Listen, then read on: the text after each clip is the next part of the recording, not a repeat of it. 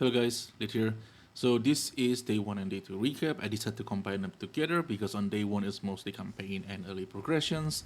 There's not much things to show, but I do change into the Hero Stacker pretty early because you only need the Lycia plotline and Asset Swarm and the Hero Stacker especially online.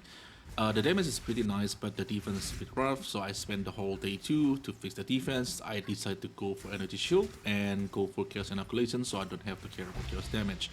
And so far, the defense feels good. It's not super tanky, but it's also not super squishy.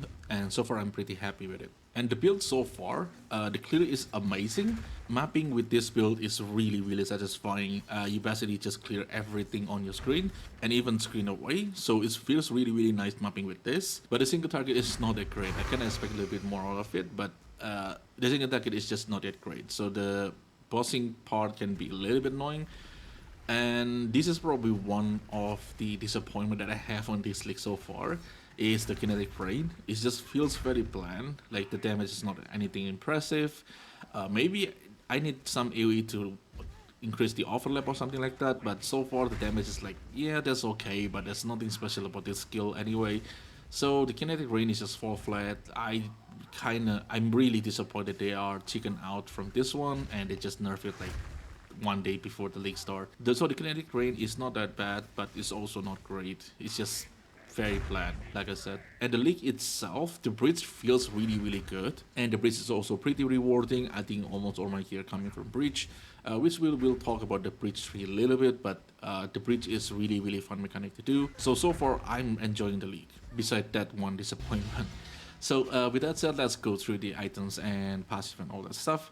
So for the items, this is my one. It's pretty bad. I just look for like the T3 cold damage and then slam in the deafening rod and then crafting spell damage. It's definitely not great. I need to upgrade this one. And for the helmet, Honor Homes, this is just a budget items that you can put on your helmet because we are Herald. So the Herald get another plus level from the Honor Home and also Empower. This is going to give you more of flat attack damage. So Honor Home is a great item to start with. The same with Essence Swarm. Essence Swarm is really cheap. And I do use Purity of Element for the element immunity because I just don't want to deal with the Scorch, Ignite, and all that stuff. So Purity of Element is just an easy way to do that one. Later on, we probably have to use something like Stormstrout or something like that. But for now, Purity of Element in the early league start is just a really easy way to bypass all the elemental ailment. Another ring is the taming. This is pretty common ring to use for this kind of build. It gives you extra DPS, it gives you resistance, so this is really nice. The same with the belt. It gives you a bunch of flat and also some elemental resistance, so this is really nice. And for the glove, this is also another item that's going to give you a lot of DPS early on. And it's also pretty cheap, so the glove is really nice to have early on. And for the amulet, I still use like the rare one. I found the one with the fracture energy shield, but I think I'm probably going to go for yoke. Yoke going to be a lot of DPS, but this for now this amulet do just fine. And for the body armor, this is pure energy shield. This is the big part of the ES that we have.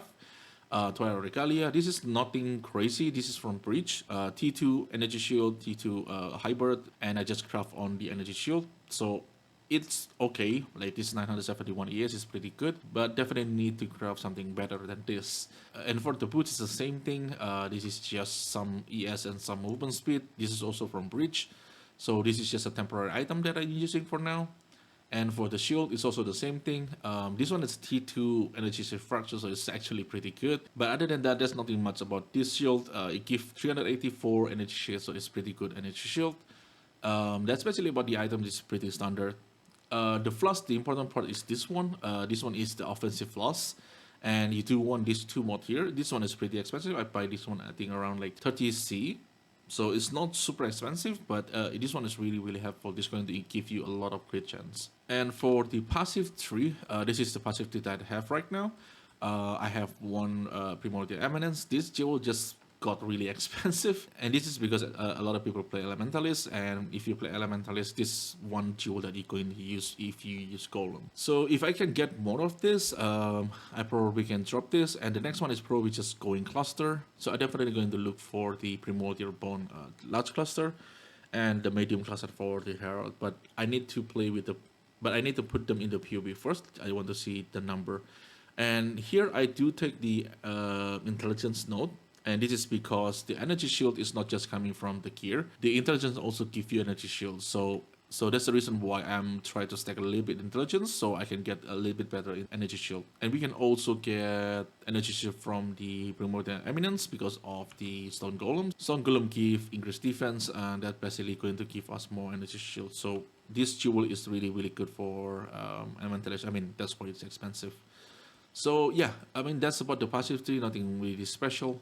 I'm still passing through here. And for the Lycia, of course, with the Herald. And for this one is like Herald, the Golem node, and the Shock node. And for the atrocity, this is the atrocity that I'm using right now. I'm basically farming Blight.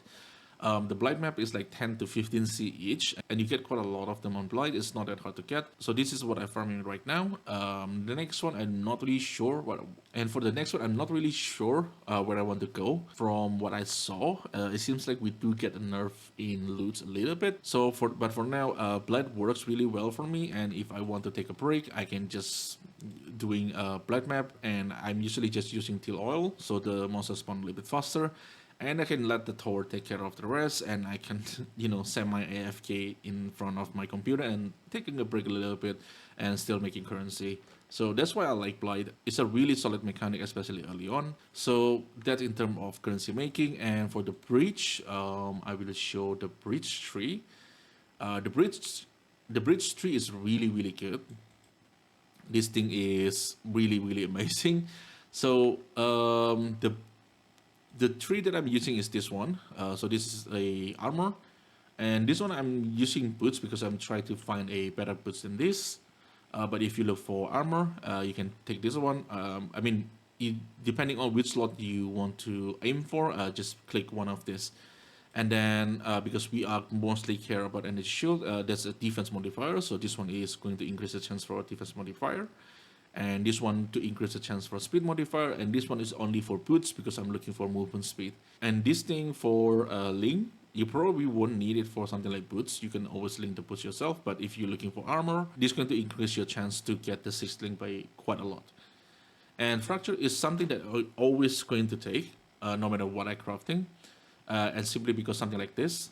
This is a T1 energy shield fracture, and this is coming from here.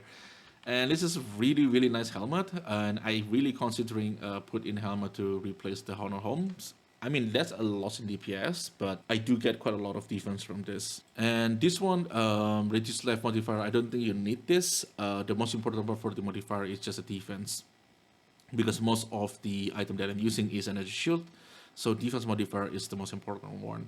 And then this attribute here, this is basically just to control what kind of item you're aiming for. In my case, I want energy shield, so I want only intelligence items, so I reduce the chance for dexterity and strength and increase the chance for intelligence. So yeah, that's about the bridge tree. It's really strong, so try to utilize this. And when you get to T16, you will get the level 83 Womb Gift, and that's going to give you a lot of good items. So yeah, I think that's all I have for you today. And if you guys have any questions, leave in the comment below. I will try my best to answer it.